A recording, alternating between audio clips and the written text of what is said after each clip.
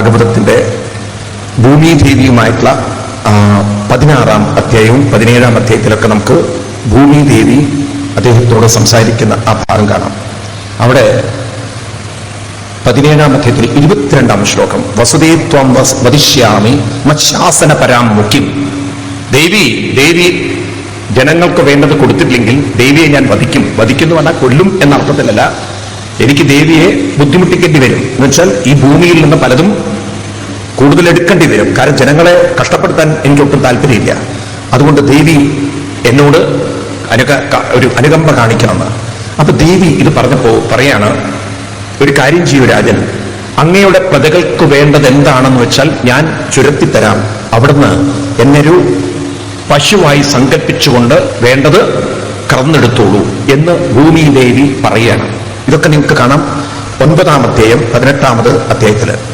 വത്സം കൽപ്പയമേ വീര ഏനാഹം വത്സലാതവ ദോക്ഷേ ക്ഷീരമയാൻ കാമാൻ അനുരൂപം ച ദോഹനം. ഒരു പശുക്കുട്ടിയെ സങ്കല്പിച്ചുകൊണ്ട് എന്നിൽ നിന്ന് വേണ്ടത് കറന്നെടുത്താലും. വാസ്തവത്തിൽ നമ്മളെ പുരാണ ആചാര്യന്മാരുണ്ടല്ലോ, കാലഘട്ടത്തിനനുസരിച്ച് ഭാഗവതത്തെ വ്യാഖ്യാനിക്കാൻ പഠിക്കാതെ പോയതുകൊണ്ടാണ് ഇത് വെറും കഥകളൊക്കെ ആയിട്ട് അവര് ആവിഷ്കരിച്ചു പോയത്. അപ്പൊ ഇവിടെ ഒരു പശുവിനെ സങ്കല്പിച്ച് കറന്നെടുക്കുന്ന, വീട്ടിൽ പശു വളർത്തുന്ന പണിയല്ല പറയുന്നത്. ഇവിടെ പറയുന്നത് ഭൂമിയെ ഒരു ഗോവായി കാണുക എന്ന് പറഞ്ഞാൽ എന്തും ചുരത്തിത്തരാൻ കഴിവുള്ള ഒരു കാമധേനു ആണ് ആര്? ഈ ഭൂമി. അപ്പൊ ഭൂമിയിൽ വേണ്ട റിസോഴ്സുകളൊക്കെ ഉണ്ട്, അതിനെ വേണ്ട പോലെ പ്രയോജനപ്പെടുക. അപ്പൊ ഇവിടെ വത്സം കൽപ്പയ, ഏതെങ്കിലും ഒരു കുട്ടികൾ, എന്നിട്ട് ഓരോ കുട്ടിയെയും കൽപ്പിച്ചുകൊണ്ട് ഋഷയോ ദുഹുദുർ, ഋഷിവര്യന്മാരെ കറന്നെടുത്തു. വത്സം ബൃഹസ്പതി കൃത്വ, ബൃഹസ്പതിയെ കുട്ടിയായി സങ്കല്പിച്ചുകൊണ്ട് അവര് ഛന്ദസ്സിനെ കറന്നെടുത്തു. കൃത്വ വത്സം സുരഗണ, ഇന്ദ്രം സോമം, അവര് സുരഗണന്മാര് ഇന്ദ്രനെ വത്സനായി കൽപ്പിച്ചുകൊണ്ട് അവരും ഹിരൺമയേന പത്രേണ ഓരോരുത്തരെയും കുട്ടിയായി, പശുക്കുട്ടിയെ സങ്കല്പിച്ച് ഓരോന്ന് ആ പശുവിൽ നിന്നും കറന്നെടുത്തു. പറഞ്ഞാൽ ഇവിടെ സാധാരണ നമ്മൾ ജേഴ്സി പശുവിന്റെ അകട്ടിൽ പോയിട്ട് പാല് കറക്കലാണോ അവരൊക്കെ ചെയ്തത്? ഇതിന്റെ അർത്ഥം മനസ്സിലാവില്ലേ? അപ്പൊ ഈ ഭൂമിക്ക് എന്തും തരാനുള്ള കഴിവുണ്ട്. അതിനെ വേണ്ട പോലെ ദോഹനം ചെയ്യാനുള്ള ബുദ്ധി ആർക്ക് വേണം? കൂടെ വന്നില്ലേ നിങ്ങൾ? വത്സം കൽപ്പയ, നിങ്ങൾ വേണ്ട വത്സനെ എന്ന് വെച്ചാൽ പശുക്കുട്ടിയെ സങ്കല്പിച്ചാലും. അപ്പൊ ഈ വേണ്ടത് എന്താണെന്ന് മനസ്സിലാക്കി അതിനുള്ള ഒരു കുട്ടിയെ സങ്കല്പിക്കാൻ ആർക്ക് പറ്റണം? ആ ഭരണാധികാരികൾക്ക് പറ്റണം. അപ്പൊ നമുക്കൊക്കെ പറ്റിയെന്ന് വെച്ചാൽ അത്തരത്തിലുള്ള ഒരു ഭരണാധികാരികളെ അല്ല ഈ കേരളം തെരഞ്ഞെടുത്തു പോയത്. കേരളത്തിന്റെയൊക്കെ ശാപം അതാണ്. വാസ്തവത്തിൽ ഇന്ന് നമ്മുടെ കുട്ടികൾ വിദേശങ്ങളിൽ ജോലിക്ക് പോവേണ്ടതായി വന്നത് ഇവിടെ റിസോഴ്സ് ഇല്ലാത്തതുകൊണ്ടല്ല.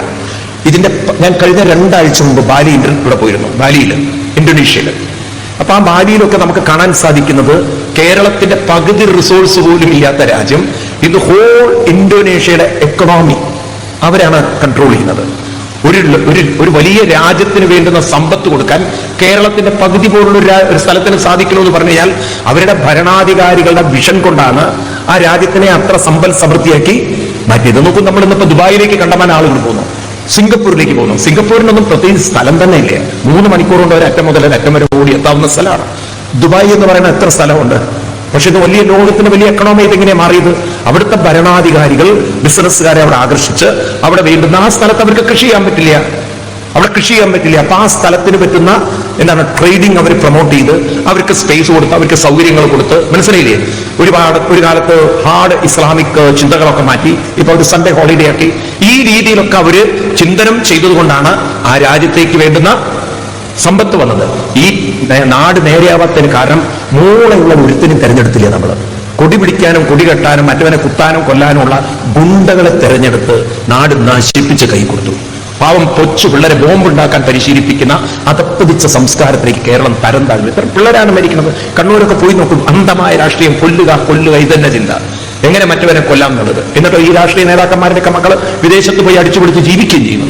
കേരളം ഇത്ര അതപ്പതിച്ചു പോയി. നമ്മൾ റിസോഴ്സ് ഇല്ലാത്തതുകൊണ്ടല്ല, ഇവിടുത്തെ റിസോഴ്സ് എന്താണെന്നും അതെങ്ങനെ നമുക്ക് ടാപ്പ് ചെയ്യാമെന്നും അതെങ്ങനെ സമൂഹത്തിലേക്ക് എത്തിക്കാമെന്നുള്ള ഒരു എഡ്യൂക്കേഷൻ നമ്മുടെ സിസ്റ്റത്തിൽ ഉണ്ടായില്ലേ? സത്യത്തിലുണ്ടല്ലോ, ആദ്യം തന്നെ കേരളത്തിൽ വേണ്ടത് ഇവിടുത്തെ സ്കൂളുകൾ അടച്ചുപൂട്ടലാണ്. ആദ്യം വേണ്ടത് അതാണ്. ഒരു സ്കൂളും തുറക്കാൻ സമ്മതിക്കരുത്. സത്യത്തിൽ അതാ വേണ്ടത്. എന്താണെന്ന് വെച്ച് കഴിഞ്ഞാൽ ഇതല്ല വിദ്യാഭ്യാസം വേണ്ടത്. കേരളത്തിന്റെ റിസോഴ്സിനെ കുറിച്ചും നമുക്ക് ഞാനൊരു ഉദാഹരണം പറയുകയാണ്. ഇപ്പം കോഴിക്കോട് ഭാഗം വടകരയൊക്കെ തെങ്ങിന്റെ സ്ഥലങ്ങളാണ്. അങ്ങോട്ട് പോയി കഴിഞ്ഞാൽ കോഴിക്കോടിന്റെ ആ മലബാർ ഏരിയ എന്ന് പറയുന്നത് ഒരു ഭാഗം. തെങ്ങ് കൊണ്ട് എന്തൊക്കെ സാധനങ്ങൾ ഉണ്ടാക്കാം. നമ്മൾ പല രാജ്യങ്ങളിലും പോകുമ്പോൾ നമ്മൾ മനസ്സിലാക്കുക. ഞാൻ അത്ഭുതപ്പെട്ടിട്ടുണ്ട്. മറ്റേ ഇപ്പുറത്തെ കാലത്തന്നെ നമ്മൾ തേങ്ങയിൽ നിന്ന് പഞ്ചസാര ഉണ്ടാക്കുക. നിങ്ങൾ കേട്ടിട്ടുണ്ടോ? കോക്കനട്ട് ഷുഗർ എന്ന് കേട്ടിട്ടുണ്ടോ? ഈ കേരളത്തില് ഇന്ന് മറ്റ് സംസ്ഥാനങ്ങളുടെ ഷുഗർ കൊണ്ടുവരണം. ഈ വിഡ്ഢികൾക്ക് എന്താ അറിയില്ല? തേങ്ങയിൽ നിന്ന് ശർക്കര ഉണ്ടാക്കാന്നുള്ള, ഈ പഞ്ചസാര ഉണ്ടാക്കാന്നുള്ള പോയി പഠിക്കണ്ടേ? അപ്പൊ തേങ്ങയുടെ വില നോക്കും, ഇപ്പൊ എത്ര കുറഞ്ഞിരിക്കുകയാണ് തേങ്ങയ്ക്ക് വില. മാർക്കറ്റിൽ ആര് കൃഷി ചെയ്യും?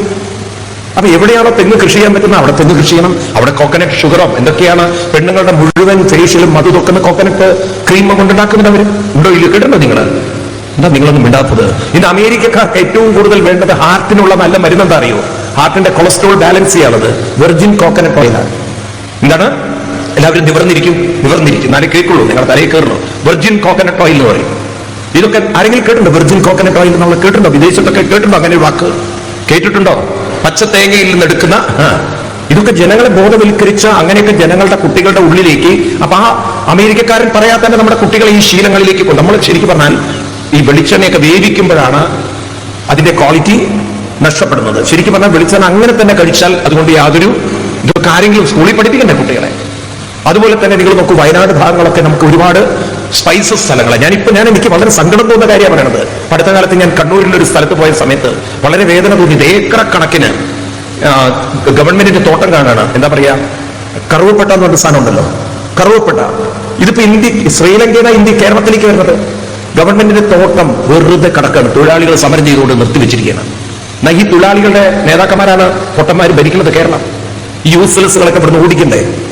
നോക്ക് എങ്ങനെ തൊഴിലുണ്ടാവുക ഇവിടെ, എങ്ങനെ ഇവിടെ എക്കണോമി ഉണ്ടാവുക? പൂട്ടിക്കിടക്കുക. നിങ്ങൾ പോയി നോക്കൂ, കണ്ണൂരിൽ ഞാൻ പറയുന്ന സ്ഥലത്ത് പോയി നോക്കുക. ഏക്കറ കണക്കിന് കറുവപ്പട്ടയുടെ തോട്ടം പൂട്ടിക്കിടക്കുക. ഒരു മനുഷ്യൻ നോക്കാനില്ല. എന്നിട്ട് ഇവിടുന്ന് രാഷ്ട്രീയം പറഞ്ഞിരിക്കുക പറ്റത്. പൊട്ട രാഷ്ട്രീയം പറഞ്ഞു ഈ നാട് എവിടെ നന്നാവും? ഒരു ഭാഗത്ത് നിങ്ങൾ നോക്കൂ, റബ്ബർ മേഖലയാണ് നമ്മുടെ മലയോര പ്രദേശങ്ങൾ മുഴുവൻ. അങ്ങ് കോട്ടയം അങ്ങനെ പോയിക്കോളൂ നിങ്ങൾ. ഈ റബ്ബർ മുഴുവൻ ഇന്ന് ലുധിയാനോ പഞ്ചാബിലോ പോയിട്ട് പ്രോസസ് ചെയ്ത് വരുന്നത്. എന്തൊക്കെ റബ്ബർ കൊണ്ട് ഉത്പാദിപ്പിക്കാം. എന്തിനേറെ നിങ്ങളൊക്കെ വീടുകളിൽ ദിവസവും നിങ്ങൾക്ക് റബ്ബർ ഉപയോഗം ഉണ്ടല്ലോ, അടുക്കളയിൽ വേണമല്ലോ നിങ്ങൾക്ക്. എന്തിന് റബ്ബർ എന്തിനൊക്കെ ഉപയോഗിക്കുന്നത്? അതുപോലും നമ്മൾ പൊട്ടന്മാർക്ക് അറിയില്ല. നിങ്ങളുടെ വീട്ടിൽ ദിവസവും നിങ്ങൾ റബ്ബർ എന്തിനാ ഉപയോഗിക്കുന്നത്? വീടിന്റെ ഉള്ളില് അടുക്കളയിൽ ഏത് കാര്യത്തിലൊക്കെയാണ് റബ്ബറിന്റെ ആവശ്യം എന്ന് പറയാൻ പറ്റുന്നവരുണ്ട് അവിടെ? പല വാഷറുകളുണ്ട്. നിങ്ങളുടെ കുക്കറിന് എന്ത് വേണം? വാഷർ വേണം. മിക്സിക്ക് എത്ര കാര്യങ്ങൾ എന്തൊക്കെ ഉപയോഗിക്കുന്നത് ഉണ്ടോ? ഇതൊക്കെ ഈവൻ പലപ്പോഴും നിങ്ങൾ അറിയില്ല, ഗ്രൈൻഡറിന്റെ ഒക്കെ ബെൽറ്റുകൾ ഉണ്ടാക്കുന്നത് റബ്ബർ ഉപയോഗിച്ചിട്ടാണ്. അപ്പൊ നമുക്ക് കേരളത്തിൽ തന്നെ എത്ര ഉപയോഗമുണ്ട് ഇതിന്. ഇവിടെ വല്ല ഫാക്ടറി ഉണ്ടാക്കിക്കൂടെ? അതിനെ ബേസ് ചെയ്തിട്ട് കുട്ടികൾക്ക് വല്ല ട്രെയിനിങ്ങും കൊടുത്തൂടെ? അപ്പൊ എത്ര എംപ്ലോയ്മെന്റ് ഇവിടെ ഉണ്ടാക്കാം? മൂളയില്ലാത്ത കുറെ കഴുതകളെ തെരഞ്ഞെടുത്തു പോയി നമ്മൾ. ഇനിയും നമ്മൾ ആ പൊട്ട രാഷ്ട്രീയത്തിൽ നടക്കണം. ഈ നാട് നന്നാവരുത്. വിദ്യാഭ്യാസം ഉണ്ടെന്ന് പറയുന്നവനും പൊട്ടനാണ് നമ്മുടെ വിദ്യാഭ്യാസം. ഇവിടെ പൃഥുവിന്റെ എടുത്തു നോക്കണം. ഈ ശ്ലോകങ്ങളൊക്കെ ഒന്ന് മാർക്ക് ചെയ്യും നിങ്ങൾ ഭാഗവതത്തിന്. വായും വിളിച്ചിരുന്ന് കേൾക്കാതെ ഇതൊക്കെ പഠിക്കണം നമ്മൾ. 18-ാമത്തെ അധ്യായത്തിൽ അവസാനത്തെ ശ്ലോകങ്ങൾ എടുത്തു നോക്കൂ. 5000 വർഷം മുമ്പ് ഭാരതത്തിന്റെ ചിന്ത എന്തായിരുന്നു? അതാണ് ഈ ഉപാസനയൊക്കെ ചെയ്യുന്ന മഹാന്മാരായിട്ടുള്ള ആളുകൾ ഭരണാധികാരികളായിട്ട് വരുമ്പോണ്ടല്ലോ, ഇത് ഒരു ഉപാസനയും ഇല്ലാതെ പൊട്ട രാഷ്ട്രീയവും പഠിച്ചിട്ട് ഒരു ഗതിയില്ലാത്തവരെ പിടിച്ചിട്ട് നമ്മൾ രാഷ്ട്രീയിപ്പിച്ചിരിക്കുകയാണ്. ശാപം പുറകോട്ട് നമ്മളെ വലിച്ചു കൊണ്ടുപോകേണ്ടവര്. ഇത് രാഷ്ട്രീയമല്ല, ഇതൊന്നും രാഷ്ട്രീയമല്ല. രാഷ്ട്ര വികസനമില്ലാത്ത രാഷ്ട്രീയം പൊട്ട രാഷ്ട്രീയമാണ്. ആണോ അല്ലയോ? എന്താ നമ്മൾ ഹിന്ദുക്കൾ ഉറക്കെ പറയണം? രാഷ്ട്ര വികസനമില്ലാത്ത രാഷ്ട്രീയം അത് പൊട്ട രാഷ്ട്രീയമാണ്. അത് ഏത് പൊട്ടൻ ഭരിച്ചാലും പൊട്ടനാണെന്ന് പറയാനുള്ള ധൈര്യം ഉണ്ടാവും നമുക്ക്. അങ്ങനെ കുറെ വിവരദോഷികളെ നമ്മൾ കൊണ്ടുവച്ചിരിക്കുകയാണ്. നോക്കൂ നിങ്ങൾ, ഭാഗവതം എടുത്ത് പഠിക്കുക. അപ്പോഴാണ് നമുക്ക് മനസ്സിലാവുക. എടുത്തു നിങ്ങൾ. എത്രാമത്തെ അധ്യായം? 18-ാം അധ്യായം. എല്ലാവരും നിവർന്നിരിക്കും. നാളെ തലേ കയറുള്ള ഈ സാധനം. 18-ാം അധ്യായത്തില് അദാസ്മിൻ ഭഗവാൻ വൈന്യ പ്രജാനം വൃത്തിതപ്പിത. കണ്ടോ? വായിക്കുന്നുണ്ടോ? നിങ്ങൾ കാണുന്നുണ്ടോ? എവിടെ നോക്കുന്നത് നിങ്ങൾ പോത്തുകള്? ഞാൻ വായിക്കുന്നത് 5-10-18. അതിൽ 4-18. 18-ാമത്തെ അധ്യായത്തില് 30-ാം ശ്ലോകം. കണ്ടോ നിങ്ങൾ? എടുത്തു നോക്കൂ നിങ്ങൾ. അദാസ്മിൻ ഭഗവാൻ വൈന്യ പ്രജാനം വൃത്തിതപ്പിത. പ്രജകൾക്ക് വൃത്തി എന്ന് വെച്ചാൽ അവർക്ക് കഴിയണം, ജീവിക്കണം. ആർക്ക് ജീവിക്കണം? പ്രജകൾക്ക്. അതിനൊരു പിതാവിന്റെ സ്ഥാനത്തിരുന്നു എന്നാണ്. ആരുടെ സ്ഥാനത്ത്? അപ്പൊ ഒരു പിതാവ് മക്കളെ എങ്ങനെയാണോ സംരക്ഷിക്കേണ്ടത് അങ്ങനെ സംരക്ഷിക്കാനുള്ള ആ മനസ്സോട് കൂടിയിട്ട് ഇവിടെ പൃഥു എന്ത് ചെയ്തു? നിവാസാൻ, അവർക്ക് വേണ്ടത് നിവാസാൻ എന്ന് വെച്ചാൽ നിവസിക്കാനുള്ള സ്ഥലങ്ങള് കൽപ്പയാൻ ചക്രേ, അത് കൽപ്പിച്ചു. എന്ന് വെച്ചാൽ എന്റെ പ്രജകൾക്ക് ഇവിടെ സുരക്ഷിതമായി എന്താ ഒന്നും വേണ്ടാത്തത്? ഹൗസിംഗ് സിസ്റ്റം ആര് ചിന്തിച്ചു? ഒരു രാജാവ് വീടുണ്ടാക്കാൻ കാര്യങ്ങൾ ചെയ്തു എന്നാണ്, അല്ല പ്രജകൾ വീടുണ്ടാക്കിയെന്നല്ല. ആര്? അപ്പൊ 5000 വർഷം മുമ്പ് തന്നെ പ്രജകൾക്ക് വീടുണ്ടാക്കാനുള്ള കാര്യം ചിന്തിച്ച രാജാവാണ് പൃഥു മഹാരാജാവ് എന്ന് യഥാ അർഹത. ഓരോരുത്തർക്കും എങ്ങനെയാണോ ഏത് രീതിയിലാണോ അതിന് പറ്റുന്ന രീതിയിലുള്ള വീടുകൾ. പിന്നെയോ ഗ്രാമാൻ എന്ന് ചിട്ടപ്പെടുത്തി കാണുന്നുണ്ടോ? മാർക്ക് ചെയ്യുക ശ്ലോകങ്ങളൊക്കെ നിങ്ങൾ. ഗ്രാമാൻ പറഞ്ഞു കൊടുക്കും എല്ലാവർക്കും. ഇവിടെ 5ാം പ്ലാനിംഗ് 6ാം പ്ലാനിംഗ് കമ്മീഷൻ എന്നൊക്കെ പറയുമ്പോൾ ഇവിടെ പൃഥുവിന്റെ കാലത്തുണ്ടായ ഒരു കാഴ്ച നോക്കൂ നിങ്ങൾ. ഗ്രാമാൻ, പുരം എന്ന് പറഞ്ഞാൽ പുരങ്ങൾ എന്ന് പറഞ്ഞാൽ പട്ടണങ്ങൾ, ടൗണുകൾ. പത്തനാനി എന്ന് പറഞ്ഞാൽ മാർക്കറ്റുകളെയാണ് പത്തനാനി എന്ന് പറയാം, മാർക്കറ്റുകൾ. അപ്പൊ ആളുകൾ ഉണ്ടാക്കുന്നതൊക്കെ ഇന്ന് ചന്ത പറയില്ലേ നമ്മള്, പന്നി ചന്തകൾ, സിസ്റ്റങ്ങൾ. അപ്പൊ ആളുകൾക്ക് വേണ്ടതെല്ലാം എവിടുന്ന് മേടിക്കാം? അങ്ങനെയാണ് ഭാരതത്തിൽ ഈ നിങ്ങളുടെയൊക്കെ കുട്ടിക്കാലത്ത് നിങ്ങൾ കണ്ടു കാണും. എന്ത് കണ്ടു കാണും? ചന്ത കണ്ടു കാണും. കണ്ടില്ലേ? പല പണ്ടുകാലത്ത് കന്നുകാലികളെ വിൽക്കുന്ന ചന്തകൾ ഉണ്ടായിരുന്നു, ഉണ്ടോ?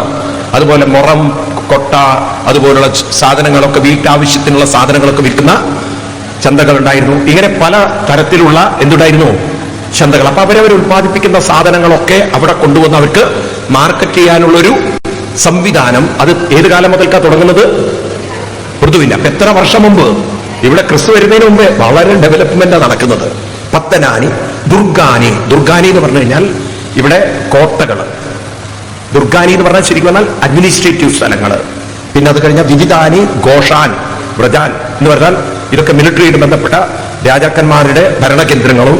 അതുപോലെ തന്നെ ശിബിരങ്ങള്, ഗേഡകർവടാൻ. ഗേഡകർവടൻ എന്ന് പറഞ്ഞാൽ ഓരോ ഏരിയകളിൽ, അതായത് ഓരോ ഇൻഡസ്ട്രിക്ക് പറ്റിയ ഏരിയകളിൽ. അപ്പം കൊട്ട പെയ്യുന്നവരാണെങ്കിൽ അവരുടെ ഒരു ഏരിയ, ഇരുമ്പ് സാധനങ്ങൾ ഉണ്ടാക്കുന്നവരാണെങ്കിൽ അവർക്കിങ്ങനെ ഒരു സ്ഥലങ്ങൾ. ഇങ്ങനെ ഓരോരുത്തർക്കും ഓരോ സംവിധാനങ്ങൾ അന്ന് പൃഥുവിന്റെ കാലഘട്ടത്തിൽ ഉണ്ടായിരുന്നു. മുമ്പ്, പൃഥുവിന്റെ മുമ്പ് ഇങ്ങനെയുള്ള പുരഗ്രാമാനി കൽപ്പന ഈ പൃഥുവിന്റെ മുമ്പ് ഇങ്ങനെയുള്ള ഒരു എന്താണ് പുരോരിഹ പുരഗ്രാമാനി, ഇങ്ങനെയുള്ള ഗ്രാമങ്ങളും പുരങ്ങളൊന്നും ഉണ്ടായിരുന്നില്ല. അപ്പൊ വെൽ പ്ലാൻഡ് ആയിട്ടുള്ള ഒരു ലൈഫ് സിസ്റ്റത്തെ ഇവിടെ ഡെവലപ്പ് ചെയ്ത ആളായിരുന്നു ആര്? പൃഥുമ. എന്തൊരു അറിവായിരുന്നു നമ്മുടെ പൂർവികന്മാരായിട്ടുള്ള ആളുകൾക്ക്. നോക്കൂ നിങ്ങൾ, ഇത് ഭാഗവതത്തിൽ വരിക. അത് എന്നെഴുതി വെച്ചാണ്? അത് നോക്കണം നിങ്ങൾ. ഇതെന്നാ എഴുതി വെച്ചത്? 5000 വർഷം. ഇന്ന് നമുക്ക് പറഞ്ഞാൽ വലിയ വിലയില്ല. അന്ന് വിദ്യാഭ്യാസം ഇല്ല, ഉണ്ടോ? അന്ന് കമ്മ്യൂണിക്കേഷൻ ഇല്ല, ഉണ്ടോ? ഈ കാലം അതൊന്നുമില്ലാത്ത കാലഘട്ടത്തിലാണ് ഇത്തരം കാര്യങ്ങൾ പറഞ്ഞിട്ടുള്ളത്. സത്യം പറഞ്ഞാൽ ഈ കേരളത്തിന്റെ വലിയ ശാപം എന്താ അറിയോ? രാഷ്ട്രീയം ഒരു ശാപമായി തീർന്ന നാടാണ് കേരളം. എന്ന് ഈ രാഷ്ട്രീയത്തെ നമ്മൾ കെട്ടിയെടുത്ത് അറബിക്കടലേക്ക് എറിഞ്ഞിട്ടില്ലേ, ഈ നാട് ഈ ജന്മം നന്നാവില്ല. ഈ നാട് നന്നാവില്ല. ആദ്യം വേണ്ടത് ഈ രാഷ്ട്രീയത്തിനെ ചുരുട്ടിയെടുത്ത് ഈ കൊടി കെട്ടുന്ന പരിപാടിയെ കേരളത്തിൽ ഒഴിവാക്കണം. കാരണം ഈ കൊടിയാണ് നമ്മളെ വടിയാക്കിയത്. സത്യത്തിൽ അതാണ്. എല്ലാം വലിയ നവോത്ഥാനം പറഞ്ഞിട്ട് ഒരു നവവും ഇല്ല, ഉദ്ധാനവും ഇല്ല. ഒക്കെ നോക്കൂ നിങ്ങൾ, രാഷ്ട്രീയക്കാരന്റെ മക്കളോ ഏതെങ്കിലും ഒരുത്തൻ ഈ വഴിക്ക് നന്നായിട്ടുള്ളത് കണ്ടിട്ടുണ്ടോ? അവന്റെ മക്കളെ നന്നായിട്ടില്ല. അപ്പൊ അതുകൊണ്ട് ഇവിടെ നമുക്ക് ക്രമേണ മാറ്റിക്കൊണ്ടുവരണം. നിങ്ങൾ ഓരോരുത്തരും ഈ പറയുന്നത് കേട്ടിട്ട് വായും പൊളിച്ച് കേട്ട് പോവുകയല്ല വേണ്ടത്. നമ്മൾ പ്രചരിപ്പിക്കണം. ഭാരതത്തിന്റെ സംസ്കൃതി എന്ന് പറയുന്നത് റിസോഴ്സിന്. ഞാൻ ഒരുപക്ഷെ നിങ്ങളിൽ പലരും വിചാരിക്കും ഞാൻ രാഷ്ട്രീയത്തെ കുറ്റം പറയുന്നു. ഞാൻ പല വിദേശ രാജ്യങ്ങളിൽ പോകുന്ന ഒരു വ്യക്തി എന്നുള്ള എനിക്ക് പറയാം. ഉദാഹരണത്തിന് ഇപ്പൊ ഇവിടുത്തെ പാടങ്ങൾ നോക്കൂ നിങ്ങൾ. ഒരു ഉദാഹരണം പറയാൻ, സർക്കാർ ലേശം മൂളയുള്ളവനായിരുന്നു ഭരിച്ചിരുന്നെങ്കിൽ ഇപ്പൊ നമ്മുടെ നാട്ടിലുള്ള പാടങ്ങൾ, ഈ പാടങ്ങളിൽ ഒരു 90% കൃഷി ചെയ്യാതെ കിടക്കുകയാണ്. ആണല്ലോ? ആണോ അല്ലയോ? അപ്പൊ ഇവിടുത്തെ ചെറുപ്പക്കാർക്ക് നോക്കൂ നിങ്ങൾ, വേണമെങ്കിൽ ഇവിടെ അവർക്ക് റിസോഴ്സ് ഉണ്ടാക്കാനുള്ള വഴികൾ കാണിച്ചു കൊടുക്കും. ഉദാഹരണത്തിന് മത്സ്യ വളർത്തല്, ചെമ്മീൻ, ഞണ്ടതൊക്കെ കേട്ടില്ലേ നിങ്ങൾ? ഇന്നത്തെ ചൈന, ജപ്പാൻ രാജ്യങ്ങൾക്ക് വലിയ ഡിമാൻഡാണ്. അപ്പൊ ആ രാജ്യങ്ങൾക്ക് ആവശ്യമുള്ളത് ഇവിടുത്തെ പാടങ്ങളിൽ കൃഷി ചെയ്ത് അവരെ അങ്ങനെ ചെറുപ്പക്കാരെ പ്രൊമോട്ട് ചെയ്തില്ലെങ്കിൽ ഇവരൊന്നും അന്യ രാജ്യങ്ങളിൽ പോയി കഷ്ടപ്പെടേണ്ട കാര്യമില്ല. മനസ്സിലാവും? ഇന്നലെ ഒരു ചെറുപ്പക്കാരൻ ഇവിടെ വന്നു.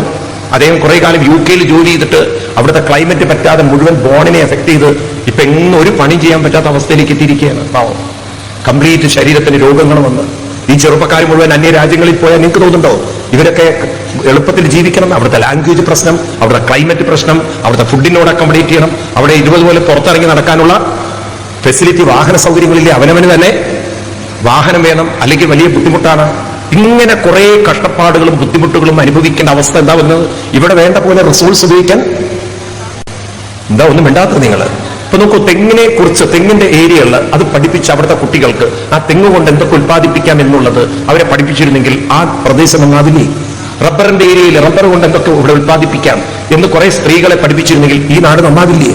ഒന്നും വേണ്ട. നിങ്ങൾക്കറിയോ കേരളത്തിൽ എത്ര സ്ത്രീകളെയാണ് വൈകുന്നേരം അല്ല ഉച്ചയ്ക്ക് മുഴുവൻ, എനിക്കറിയില്ലത്, ഒരു ഉറക്കുന്ന പരിപാടി ഉണ്ടല്ലോ, കൈക്കോട്ടെടുത്തിട്ട്, എന്തായാലും പറയാൻ എനിക്കറിയില്ല, തൊഴിലുറക്ക് പദ്ധതി എന്ന് പറഞ്ഞിട്ട്. ഞാൻ കൈക്കോട്ടെടുത്തിട്ട് ഉറങ്ങുന്ന ഒരു പദ്ധതി അത് മാത്രമേ കണ്ടിട്ടുള്ളൂ. എന്തായാലും പറയാ, തൊഴിലുറക്ക് പദ്ധതി. അപ്പൊ കൈക്കോട്ടെടുത്തിട്ട് ഉറങ്ങാൻ കേരളത്തിൽ പഠിപ്പിക്കുന്ന ഒരേ ഒരു നാടാണത്രേ കേരളം. കൈക്കോട്ടെടുക്കുക. പണ്ട് ഈ രാജാക്കന്മാരുടെയൊക്കെ കൊട്ടാരത്തിന്റെ മുന്നിലായിരുന്നു ഭടന്മാരും കുന്തം പിടിച്ചു നിന്നുകൊണ്ടിരുന്നത്. ഇതിപ്പോ റോട്ടിലാണ് ഇവര് കൈക്കോട്ട് പിടിച്ചിട്ട്. ഈ പാവം ഈ തൊഴിലുറപ്പുകാരെ കൊണ്ട് ചെയ്ത ഉപദ്രവം എന്താ അറിയോ? കുറച്ച് വൈദ്യന്മാരെ എങ്ങനെങ്കിലും ജീവിച്ചു പോയിരുന്നു, എല്ലാം ചെത്തി ഒരു കുറുന്തോട്ടി പോലും നാട്ടിലില്ലാതെയൊക്കെ അവര്. അതാണ് ഒരു ദുരന്തം ഉണ്ടാക്കി വെച്ച് നോക്കൂ നിങ്ങൾ, ആണോ? എന്നാ ഈ ഞാൻ വിചാരിക്കാൻ ഒരാഴ്ച എന്നെ ഭരണം ഏൽപ്പിച്ചാൽ ഈ അമ്മമാരെ കൊണ്ട് കേരളത്തിന് അത് നല്ല ഗ്രീൻ ടെന്റൊക്കെ അടിച്ചിട്ട് ഇവിടെ പച്ചക്കറി അവരെ കൊണ്ട് കൃഷി ചെയ്യൂടെ? നല്ല എവിടെയെങ്കിലും ഒഴിഞ്ഞ ഒരു 2-5 ഏക്കർ സ്ഥലം ഓരോ സിറ്റികളിലും എടുത്ത് അല്ലെങ്കിൽ സ്ഥലങ്ങളിലും എടുത്തിട്ട് ഇവരെ കൊണ്ട് പച്ചക്കറി കൃഷി ചെയ്യണം. ഇന്ന് നമുക്ക് ഗ്രീൻ അറിയാലോ, നിങ്ങൾക്ക് കേട്ടില്ലേ? നിങ്ങൾ ഗ്രീൻ ടെന്റൊക്കെ അടിച്ചിട്ട് ഉണ്ടോ? എന്താ പറയാ, കേട്ടിട്ടുണ്ടോ നിങ്ങൾ അതിനെക്കുറിച്ചൊക്കെ? ഈ എട്ടാവട്ടത്ത് ഭാഗവതം വായിച്ചിട്ട് മൂടിക്കടന്ന് ചത്തുപോകണം നിങ്ങളൊക്കെ. വല്ലതൊക്കെ പഠിക്കൂ നിങ്ങൾ. ഈ ഭാഗവതമൊക്കെ കേട്ട് വെറും കഥയും കേട്ടിട്ട് ചത്തുപോകാനുള്ളതല്ല ജീവിതം. വല്ലതൊക്കെ സമൂഹത്തിൽ കോൺട്രിബ്യൂട്ട് ചെയ്യൂ, വല്ല ചിന്തകളും. മനസ്സിലായില്ലേ? ഇസ്രായേൽ എന്ന് പറയുന്ന ഒരു രാജ്യമുണ്ട്. ഇസ്രായേല് സർവൈവ് ചെയ്യുന്നത് മുഴുവൻ മരുഭൂമിയാണ്. ആ സ്ഥലം എന്താണ്?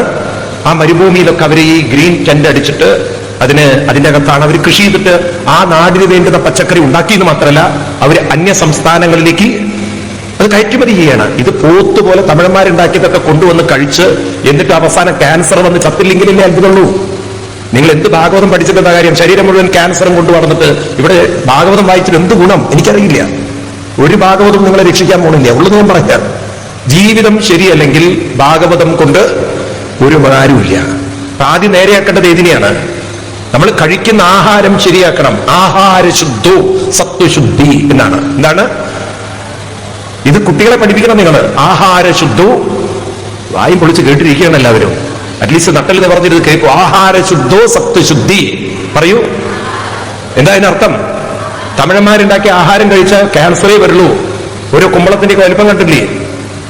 കുമ്പളത്തിന്റെയൊക്കെ വലിപ്പം നോക്കൂ. നമ്മുടെ നാട്ടിലുണ്ടാകുന്ന കുമ്പളത്തിന്റെ വലിപ്പം തമിഴ്നാട്ടിൽ നിന്ന് വരുന്ന കുമ്പളം അങ്ങനെ താനെ വീർക്കുകയാണോ? അവിടെ ഇറങ്ങി വെള്ളം പോലും ഇല്ലാത്ത നാടാണ്. നിങ്ങൾ ആ പൊള്ളാച്ചിയുടെ മേലോട്ടൊക്കെ പോയി നോക്കൂ, വെള്ളം ഇടണ്ട്. അത് ഉള്ളത് ഹാർഡ് വാട്ടറാണ് അവർക്ക്, ആണോ? എന്താ ഒന്നും മിണ്ടാത്തത് നിങ്ങൾ?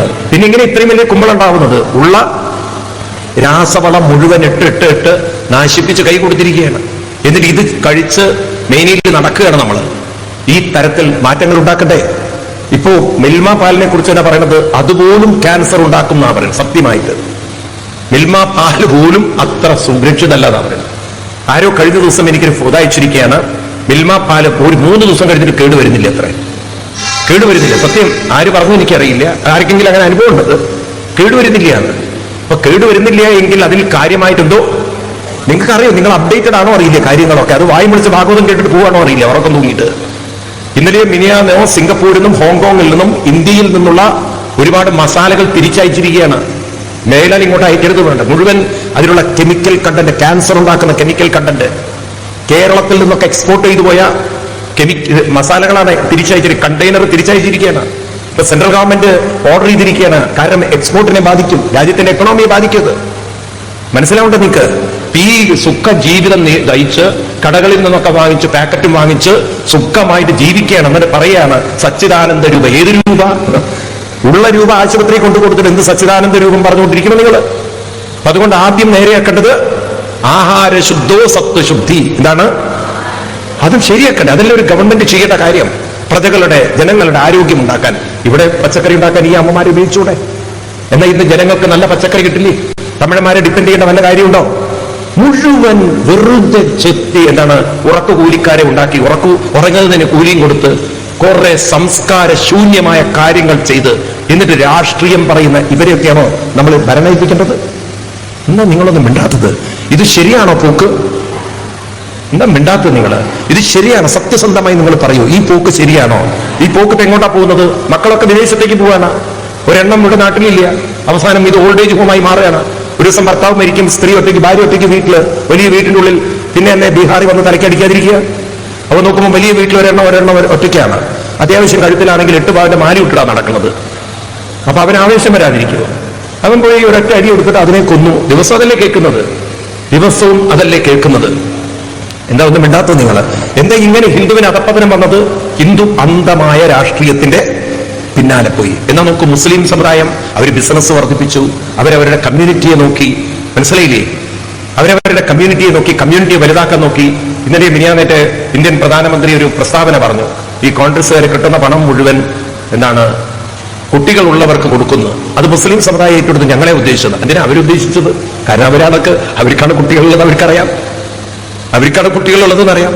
അപ്പൊ അവരതിലാണ് ഫോക്കസ് ചെയ്യുന്നത്. കണ്ടമാനം കുട്ടികൾ വേണം. എന്നിട്ട് അവരുടെ ഒരു വിചാരം, ഈ കുട്ടികളൊക്കെ കഴിഞ്ഞാൽ ജനാധിപത്യമാണല്ലോ, നാളെ വോട്ട് വരുമ്പം അവരാണ് ജയിക്കുക, അപ്പൊ അവർക്ക് കാര്യങ്ങൾ തീരുമാനിക്കാൻ പറ്റും. അതാണ് അവരുടെ ഒരു കാൽക്കുലേഷൻ പവർ. എന്താവട്ടെ, നോക്കൂ, അപ്പൊ എന്തെല്ലാം പ്ലാനിങ്ങിലാണ് അവരൊരു കാര്യം കൊണ്ടു നടക്കുന്നത്.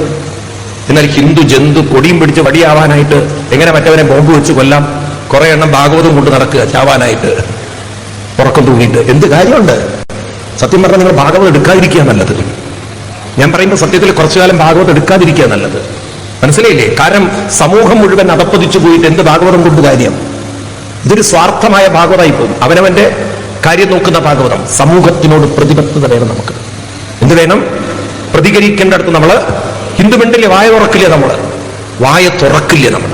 അപ്പൊ വായ തുറക്കുമ്പോഴല്ലേ സമൂഹം നന്നാവുക. നാളത്തെ തലമുറയെക്കുറിച്ച് ബോധം വേണം നമുക്ക്. മനസ്സിലാവുണ്ടല്ലോ? അന്ധമായ പൊട്ട രാഷ്ട്രീയം കൊണ്ട് നടന്ന് ഒരു നാട് മുഴുവൻ നശിപ്പിച്ച് കുട്ടിച്ചോറാക്കിയിട്ട് നാളെ എന്നിട്ട് കരഞ്ഞിട്ടെന്താ കാര്യം? ഈ ഭാഗവതമൊന്നും നാളെ നമ്മുടെ തലമുറയെ രക്ഷിക്കാൻ പോകുന്നില്ല. മനസ്സിലാവുണ്ടല്ലോ? ഈ ഭാഗവതത്തിൽ പറഞ്ഞതിനെ നമുക്ക് ഇംപ്ലിമെന്റ് ചെയ്യാൻ പറ്റുന്ന തലമുറകളെ വാർത്തെടുക്കണം. പൃഥുവിനെ പോലുള്ള രാജാക്കന്മാരെ, ഭരണാധികാരികളെ നമ്മൾ വാർത്തെടുക്കണം. അതിനെ നമ്മൾ പ്രചരിപ്പിക്കണം. എങ്ങനെയുള്ള ഭരണാധികാരിയാണ് ഇവിടെ അവർക്ക് പറയൂ വേണ്ടത്? ഇലക്ഷൻ ഡേയാണ്. നിങ്ങളെല്ലാവരും ഇതിനെക്കുറിച്ചൊക്കെ എഴുതണം. 10 പേർക്ക് വാട്സാപ്പ് ഉണ്ടല്ലോ നിങ്ങളതിൽ. എങ്ങനെയുള്ളവരെയാണ് ഞാൻ തെരഞ്ഞെടുക്കുക? രാഷ്ട്രീയമല്ല വലുത്. ഒരു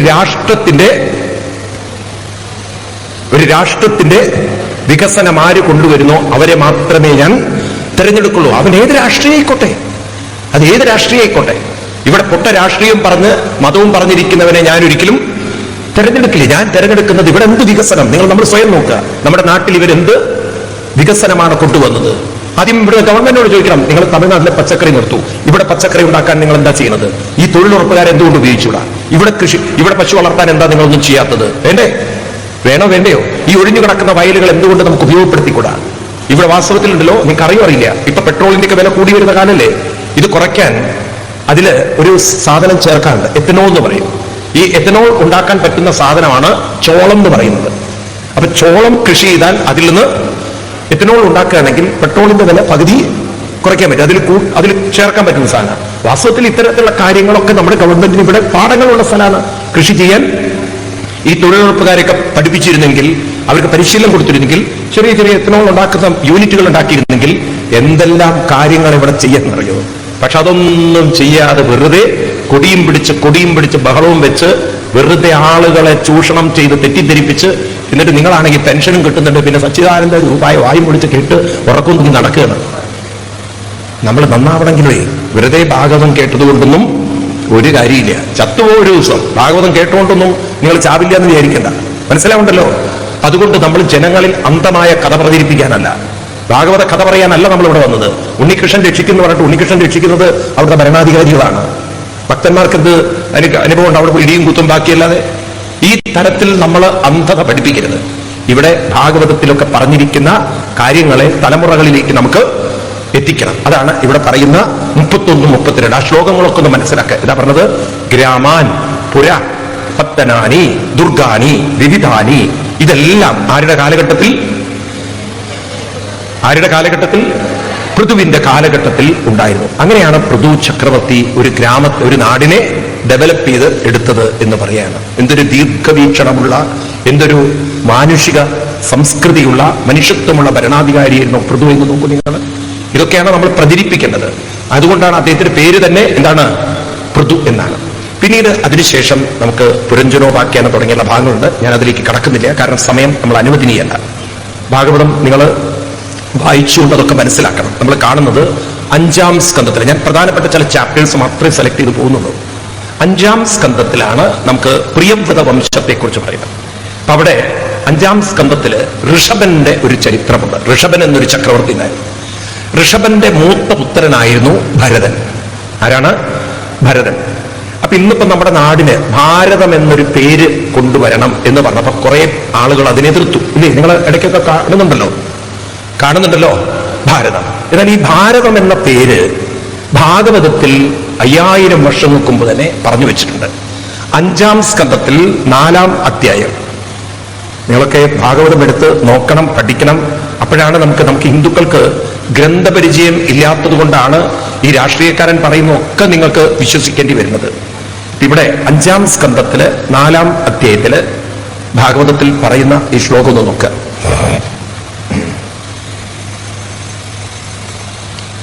9-ാം ശ്ലോകം കിട്ടിയോ? ആർക്കെങ്കിലും കിട്ടിയോ? നോക്കൂ, നിങ്ങൾ ഞാൻ പറയുന്നത് വായിക്കൂ. നിങ്ങൾ വായും പൊളിച്ച് എന്നെ നോക്കല്ലേ, ഉറക്കം തൂങ്ങി ചത്തു പോവുകയുള്ളൂ. വായിക്കൂ, അതൊക്കെ കാണുന്നുണ്ടോ? യേഷാം ഖലു മഹായോഗി. മഹായോഗിയായിരുന്നു ഭരതൻ. ഈ ഋഷഭന്റെ മൂത്തപുത്രനാണ്. ആരുടെ കാര്യം പറയണത്? ഋഷഭൻ എന്ന് പറയുന്ന രാജാവിന്റെ മൂത്തപുത്രനാണ് ഭരത ചക്രവർത്തി. ഭരതൻ ജ്യേഷ്ഠം എന്ന് പറഞ്ഞ മൂത്തപുത്രൻ. ശ്രേഷ്ഠ ഗുണം എന്തുണ്ടായിരുന്നു? ഏറ്റവും ശ്രേഷ്ഠമായ ഗുണങ്ങളൊക്കെ ഉള്ള ആളായിരുന്നു അദ്ദേഹം. ഏനേതം വർഷം അദ്ദേഹം ഇവിടെ ഭരിക്കാൻ തുടങ്ങിയപ്പോൾ ഈ ദേശത്തിന്, നാടിന് ഭാരതം ഇതി വ്യഭചിതന്തി പേര് വന്നു. അപ്പോ ഏത് കാലഘട്ടത്തിലെ കഥയെ പറയുന്നത്? ഭാരതം എന്ന പേര് ബ്രിട്ടീഷുകാരും മറ്റൊക്കെ ഉണ്ടാക്കിയതാണോ? അപ്പൊ എത്രയോ 10,000 വർഷങ്ങൾക്ക് മുമ്പ് ഈ രാജ്യത്തിന് നിങ്ങൾ ഈ ശ്രാദ്ധമൊക്കെ ചെയ്യുന്ന സമയത്ത് ശ്രാദ്ധത്തിലെ മന്ത്രങ്ങളൊക്കെ എത്രയോ നൂറ്റാണ്ട് പഴക്കമുള്ളതാണ്. ക്രിസ്തു ജനിക്കുന്നതിന് മുമ്പുള്ള മന്ത്രങ്ങളാക്ക്. അവിടെ പറയാ, ഈ പൂജയൊക്കെ ചെയ്യുന്ന സമയത്ത് ഭാരതഖണ്ഡേ എന്നൊരു ശബ്ദമുണ്ട്. കേട്ടിട്ടുണ്ടോ? ആരെങ്കിലും ശ്രദ്ധിച്ചിട്ടുണ്ടോ? വായി പൊളിച്ചിട്ട് അദ്ദേഹത്തിന്റെ വായിൽ നോക്കിയിട്ട് മനസ്സിലാവില്ല. ചൊല്ലുന്ന മന്ത്രങ്ങൾ ശ്രദ്ധിച്ചാൽ പിടികിട്ടും. എന്താ പറയാ? ഭാരതവർഷേ, ഭാരതഖണ്ഡേ എന്നുള്ളൊരു ശബ്ദമുണ്ട്. ഉണ്ടോ? ഇതൊക്കെ എത്ര പുരാതനമായി തന്നെ ഈ നാടിന്റെ പേര് ഭാരതം എന്നാണ്. അത് മറ്റു രാജ്യങ്ങൾക്ക് ഇല്ലാത്ത ഒരു പേരാണ്. ഏത്? ഭാരതം എന്ന് വെച്ചാൽ മറ്റു രാജ്യങ്ങൾക്ക് ഇല്ലാത്ത പേര് എന്ന് പറഞ്ഞാൽ ഈ രാജ്യത്തിന്റെ പേര് വേറെ രാജ്യത്തുണ്ടാവില്ലല്ലോ. ഞാൻ ഉദ്ദേശിച്ചതല്ല. മറ്റു രാജ്യങ്ങളുടെയൊക്കെ പേരും ആ നാടിന്റെ സംസ്കാരവും തമ്മിലൊരു യോജിപ്പില്ല. എന്നാൽ ഇവിടുത്തെ പേരും സംസ്കാരവും തമ്മിൽ ഒരു യോജിപ്പുണ്ട്. അതെന്താണ്? ഭാരതം എന്ന ശബ്ദത്തിന്റെ അർത്ഥം ഭാരത. ആ 2 പാർട്ടുകളാണ്. ഭ എന്നതിന് പ്രകാശം, അറിവ് എന്നൊക്കെയാണ്. പ്രകാശിക്കുക, പ്രകാശം. അങ്ങനെയാണ് സൂര്യന് പ്രകാശം എന്നുള്ളതുകൊണ്ടാണ് സൂര്യന്റെ പേരിൽ ഭാ വെച്ചിട്ട് ഏതൊക്കെ പേരുകളാണ്? ഭാസ്കരൻ, ഭാനു എന്നൊക്കെ പേര് വന്നു. ഇവിടെ പ്രകാശം എന്നതുകൊണ്ട് അർത്ഥമാക്കുന്നത് മനസ്സിനെ പ്രകാശിപ്പിക്കുന്ന സംസ്കാരം. മനസ്സിനെ പ്രകാശിപ്പിക്കുക എന്ന് പറഞ്ഞാൽ മനസ്സിനെ പ്രകാശം വരുമ്പോൾ എന്താ ഉണ്ടാവുക? വികാസം വരും. അപ്പൊ മനസ്സിനെ വികസിപ്പിക്കുന്ന സംസ്കാരമുള്ള നാടാണ് ഭാരതം. എന്തൊക്കെ വികാസമാണ്, എന്തൊക്കെ പ്രകാശമാണ്? നമുക്ക് ആത്മീയ ജ്ഞാനമുണ്ട്, കലകളുണ്ട്, അനുഷ്ഠാനങ്ങളുണ്ട്. പല മേഖലകളിൽ പലതിനെക്കുറിച്ചും ഇവിടെ വന്നില്ല. അറിവിന്റെ ഒരു നാടാണ് ഏത്? അപ്പൊ നോക്കൂ, ഇവിടെ തന്നെ നോക്കൂ. നമ്മൾ കേരളത്തിലേക്ക് തന്നെ നോക്കിയാൽ മ്യൂറൽ പെയിന്റിംഗ് ഉണ്ടോ? അതുപോലെ നിങ്ങൾ തഞ്ചാവൂർ പെയിന്റിംഗ് കേട്ടിട്ടുണ്ട്, ഉണ്ടോ? പലതരത്തിലുള്ള ഈ അമ്മമാർ ഉടുക്കുന്ന സാരി തന്നെ നോക്കൂ. ഈ സാരി എന്ന് പറയുന്നത് നിങ്ങൾ വിചാരിക്കുന്ന ഒരു സാരിയാണോ ഉള്ളത്? ഈ ഇന്ത്യയിൽ തന്നെ ഏറെക്കുറെ 40ഓളം വെറൈറ്റി സാരി പലരും ഉണ്ടാക്കുന്ന സാരി ഉണ്ട്, അല്ലേ? പല ഡിസൈനുകൾ ഉണ്ടാക്കുന്ന കാര്യം. നിങ്ങൾ വാരാണസി, അതായത് എന്താ പറയാ, ബനാറസ് സാരി സിൽക്ക് എന്നൊക്കെ കേട്ടില്ലേ? മൈസൂർ സിൽക്ക് എന്ന് കേട്ടില്ലേ? ഉണ്ടോ? കാഞ്ചീപുരം എന്ന് കേട്ടില്ലേ? ഉണ്ടോ? കോട്ട സാരി എന്ന് കേട്ടില്ലേ? ഉണ്ടോ? ഇങ്ങനെ അനവധി. അപ്പൊ വസ്ത്രം തന്നെ എത്ര വെറൈറ്റി, ഓരോ കാര്യങ്ങൾ. പിന്നെ വാദ്യം, കേരളത്തിൽ തന്നെ നോക്കൂ, ഉടുക്കുണ്ട്, അമ്പലത്തിലാണെങ്കിൽ ഇടയ്ക്കുണ്ട്, പിന്നെ അങ്ങോട്ട് മേളങ്ങൾ, എന്തൊക്കെ വെറൈറ്റി. ഇങ്ങനെ വൈവിധ്യങ്ങളായ കലകളുടെയും അറിവിന്റെയും ഒക്കെ സംസ്കാരമുള്ള നാടിന്റെ പേരാണ് ഭാരതം. രഥം എന്ന് പറഞ്ഞാൽ രതി, അതിൽ രതിക്കുന്നവരുടെ, അതിൽ ആസ്വദിക്കുന്നവരുടെ, അറിവിൽ ആസ്വദിക്കുന്ന സംസ്കാരമുള്ളവരുടെ നാടിന്റെ പേരാണ് രതി. രഥം എന്നുള്ളതിന് ഒരു ഈ ചേർത്ത് കഴിഞ്ഞാൽ എന്തായി? അതിൽ രതിക്കുക എന്ന് പറഞ്ഞാൽ അതിൽ ആസ്വദിക്കുന്നവരുടെ നാടാണ് ഇത് ഭാരതം. ഈ പേര് വളരെ സത്യമല്ലേ? ഇന്ത്യ എന്നതാണോ അനുയോജിക്കുന്നത്, ഭാരതം എന്നതാണോ? പറയൂ.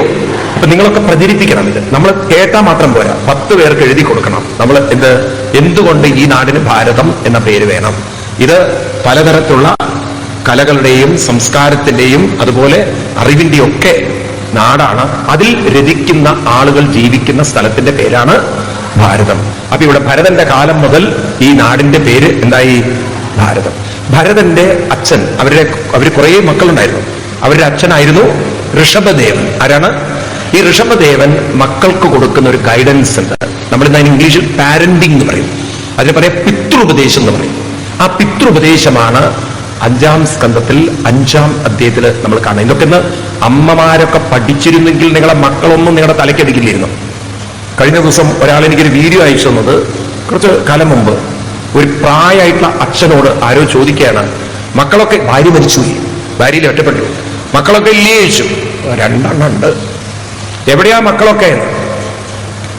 ഒരുത്തൻ അമേരിക്കയിലാ, ഒരുത്തൻ നാട്ടിൽ തന്നെയുണ്ട്. മക്കളൊക്കെ വല്ലതും തരാറുണ്ടോ? അമേരിക്കയുള്ള മൂത്തവനൊന്നും തരാറില്ല. 2ാമത്തവനോ? അവന് ഇടയ്ക്കിടയ്ക്ക് തരണം എന്ന് തോന്നാറുണ്ട്, പക്ഷെ ഞാൻ മാറി നിൽക്കാറുണ്ട് എന്ന്. മനസ്സിലായില്ല? 2ാമത്തവൻ ഇടയ്ക്കിടയ്ക്ക് കൊടുക്കണം തോന്നാറുണ്ട് അത്ര അച്ഛന്, പക്ഷെ കൊള്ളാതിരിക്കാൻ മാറി നിൽക്കാറുണ്ട് അത്ര. ഈ തരത്തിലുള്ള ഒരു അച്ഛനാവേണ്ടി വന്നത് എന്തുകൊണ്ടാണ്? അങ്ങനെയുള്ള മക്കൾക്ക് ജന്മം കൊടുത്തുപോയി. അപ്പം മക്കൾ നേരെയാവണമെങ്കിൽ ആദ്യമേ അവർക്ക് ഒരു ഗൈഡൻസ് കൊടുക്കണം. ഇത് രാവിലെ 8 മണി വരെയൊക്കെ കിടന്നുറങ്ങി ശീലിച്ചാൽ കുറെ കഴിഞ്ഞാൽ നിങ്ങളെ തൂക്കി പുറത്തിട്ടുണ്ടാവും. മക്കളെ നിങ്ങൾ ശ്രദ്ധിച്ചിട്ടില്ലെങ്കിൽ അവരവരുടെ സ്വാർത്ഥം ചിന്തിക്കും. കുറെ കഴിഞ്ഞാൽ അവരുടെ സ്വാർത്ഥ ലോകത്തിൽ നിങ്ങൾ ഒരു വഴിമുടക്കികളാണെങ്കിൽ നിങ്ങളെ അവര് മുടക്കില്ല. ഇപ്പൊ നിങ്ങളൊക്കെ ഒരുവിധമൊക്കെ ഞെളിഞ്ഞുപിടി ഇരിക്കണം. എന്താ അറിയോ? മക്കളുടെ കൂടെ ജീവിക്കാത്തതുകൊണ്ടാണ്. കുറച്ച് ദിവസം അവരുടെ കൂടെ ജീവിച്ചു നോക്കൂ, നിങ്ങൾ തൂക്കി നിങ്ങൾ പുറത്തിട്ടിട്ടുണ്ടാവും. കാരണം നിങ്ങൾക്ക് അവരുടെ കൂടെ അഡ്ജസ്റ്റ് ചെയ്യാൻ പറ്റില്ല. അവര് നിങ്ങളെ പുറത്താക്കില്ല. എന്താ നിങ്ങൾ നോക്കൂ, മുസ്ലിം സമുദായത്തിലേക്ക് നോക്കൂ നിങ്ങൾ. അവരിപ്പോഴും കൂട്ടുകുടുംബങ്ങളായിട്ടാണ് അധിക പേരും താമസിക്കുക. ആണോ? അതെന്തേ അവര് പ്രായമുള്ളവരൊക്കെ ഒന്നിച്ച് താമസിക്കുന്നത്? കാരണം അവരുടെ ഒരു കാര്യത്തിൽ അവർക്ക് യൂണിറ്റിയാണ്. രാവിലെ ഒന്നിച്ച് നിസ്കരിക്കുക, പിന്നെ ഒന്നിച്ച് ഖുർആൻ വായിക്കുക. പണ്ട് ഹിന്ദുക്കൾ കൊണ്ടു നടന്ന സംസ്കാരം ഇന്ന് കൊണ്ടു നടക്കുന്നത് മുസ്ലിങ്ങളാണ്. ഒറ്റ കുഴപ്പമുള്ള അവർ ഖുർആനെ വായിക്കണുള്ളൂ. അത് പണ്ട് ഹിന്ദു സമുദായത്തിൽ ഉണ്ടായിരുന്നില്ല. എല്ലാവരും രാവിലെ എണീറ്റ് കുളിച്ചു അമ്പലത്തിൽ പോയി, എല്ലാവരും അമ്പലത്തിൽ പോയി പ്രദക്ഷിണമൊക്കെ വെച്ച് തിരിച്ച് വീട്ടിൽ വന്നു. ഉണ്ടോ? വൈകുന്നേരം എല്ലാവരും ഒന്നിച്ചിരുന്നത് നാമം ചൊല്ലി. പഴയ സംസ്കാരം ഹിന്ദുക്കളുടെ ആയിരുന്നുണ്ടായിരുന്നത്. ആണോ അല്ലയോ? ഇന്നിപ്പോ അവര് കൊണ്ട് നടക്കണോ?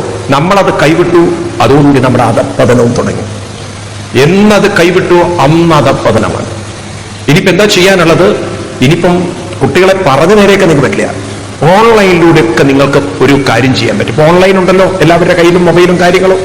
ഒന്നിച്ചാഴ്ചയിൽ ഒരിക്കൽ വിഷ്ണു സഹസ്രനാമം ലളിതാ സഹസ്രനാമം പിള്ളേരെ കൂടി ഇരിക്കണം. കമ്പൽസറി ആയിട്ട് അവരെ പിടിച്ചിരുന്നു. ഞാനിത് പറയുന്നത്, ഞാൻ ഇടക്കാലത്ത് ഒരു സ്ഥലത്ത് പോയപ്പോൾ ഒരു വീട്ടിൽ ചെന്നപ്പോൾ അവിടെ ഒരു വീട്ടില് ഇവരെ പല രാജ്യങ്ങളിലാണ്. എന്നെ അത്ഭുതപ്പെടുത്തിയത് ഒരു സമയം, എല്ലാവർക്കും പറ്റിയ സമയം, ഇവര് ഡെയിലിയാണോ ആഴ്ചയിലാണോ എനിക്കറിയില്ല കൃത്യം, എന്തായാലും വീക്കിലി വൺസ് എന്തായാലും. ഞാൻ അന്ന് ചെന്ന സമയത്ത് എന്നോട് പറഞ്ഞു, സ്വാമിജി ഒരു സത്സംഗം കൊണ്ട് കൂടണം. ഞാൻ നോക്കുമ്പോൾ ആരുമില്ല, വീട്ടിൽ 2 പേരുള്ളൂ. നിങ്ങൾ തമ്മിലാണോ ഉത്സവം? അല്ലല്ല, ഞങ്ങൾ 20ഓളം കുടുംബാംഗങ്ങളുണ്ട്. 20 പേരെ എവിടെ? പറഞ്ഞ ഓൺലൈനാണ്. ആ സമയത്ത് എല്ലാവരും ഓൺലൈൻ ലോഗിയും അവർ വിഷ്ണു സഹസ്രനാമം ചൊല്ലും. എന്തൊരു സ്നേഹവും ഒക്കെ ഒരു സന്തോഷമാണ് പറയും അവർക്ക്. അങ്ങനെ എല്ലാ വീട്ടുകാരും ചെയ്താൽ എങ്ങനെ ഉണ്ടാവും? അങ്ങനെ എല്ലാവരും ചെയ്താൽ എങ്ങനെ ഉണ്ടാവും? അപ്പൊ നമുക്ക് ആ നഷ്ടപ്പെട്ടു പോയ സംസ്കാരം കുറെയൊക്കെ തിരിച്ചെടുക്കാൻ പറ്റില്ലേ? അതിന് ആരാ നേതൃത്വം കൊടുക്കേണ്ടത്?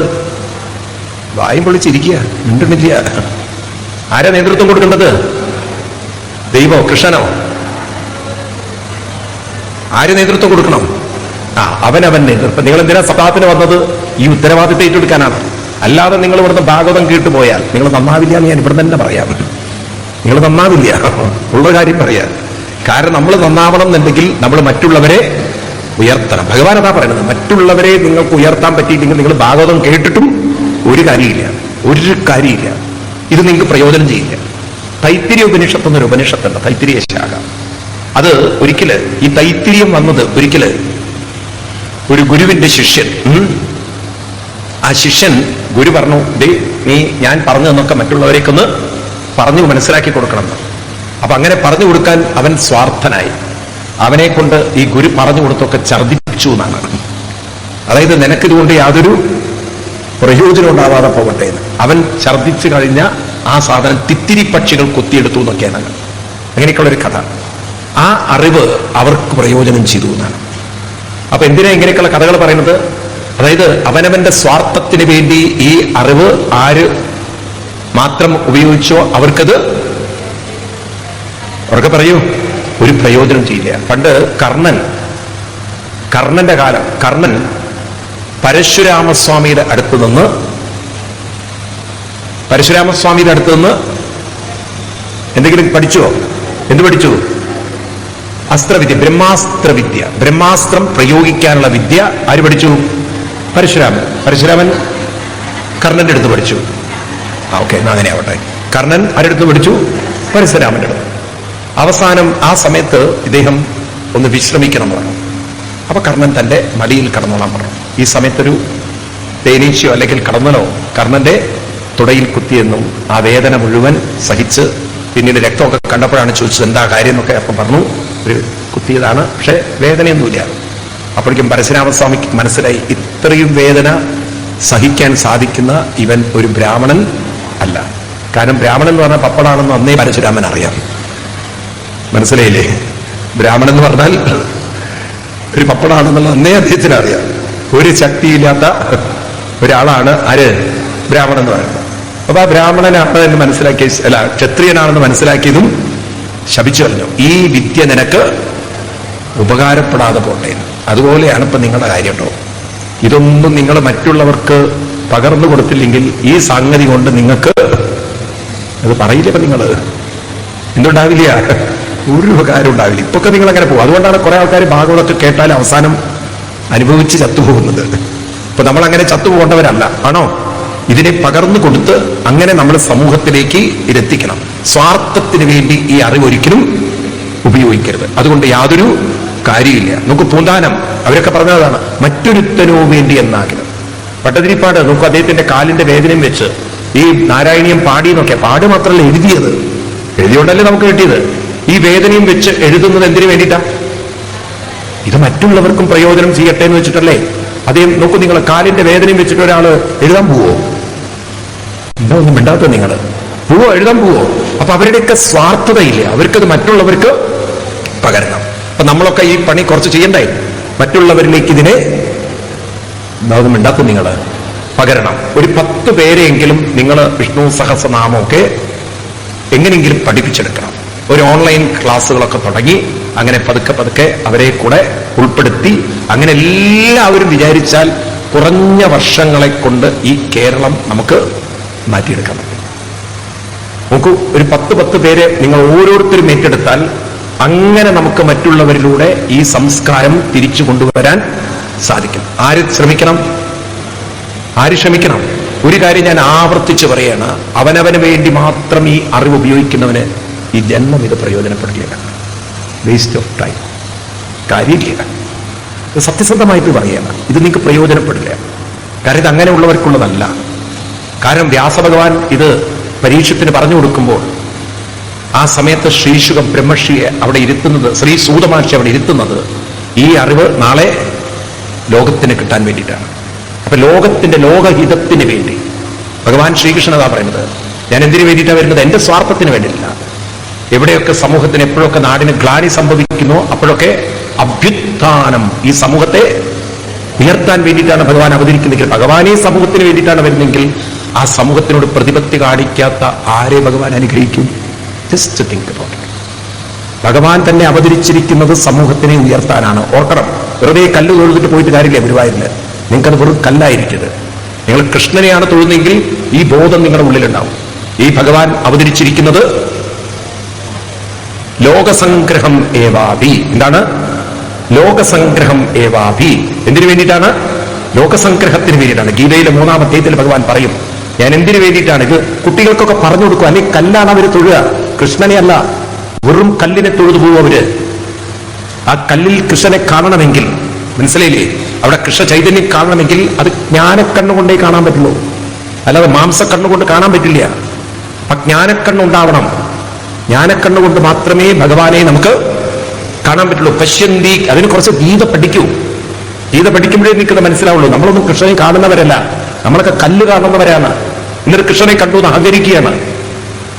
കല്ല് അല്ല കൃഷ്ണൻ. കൃഷ്ണനെ നിങ്ങൾക്കൊരു കല്ലിലും ഒതുക്കാൻ സാധ്യമല്ല. കഥകൾ തന്നെ എങ്ങനെയല്ലേ പറയുന്നത്, കൃഷ്ണൻ അവിടെ ഓടി പൂന്താനത്തിന്റെ കൂടെ ഓടുന്നു, വില്ലുമംഗലത്തിന്റെ കൂടെ ഓടുന്നു പറഞ്ഞാൽ കല്ലിൽ ഒതുങ്ങി നിൽക്കുന്ന ആളാണോ? പറയൂ.